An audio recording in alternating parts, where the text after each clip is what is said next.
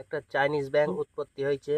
হ্যাঁ, এই ব্যাঙটা কোথা থেকে এসছে জানি না। ওর হাতগুলো হচ্ছে বারডিপের ব্যাকাবুদু হয়েছে, একদম ব্যাকাবুদু। দেখো ব্যাঙটাকে দেখো মনে হয় কচ্ছপের বাচ্চা। বাবা, আবার হাত তুলি বডি বানাচ্ছে।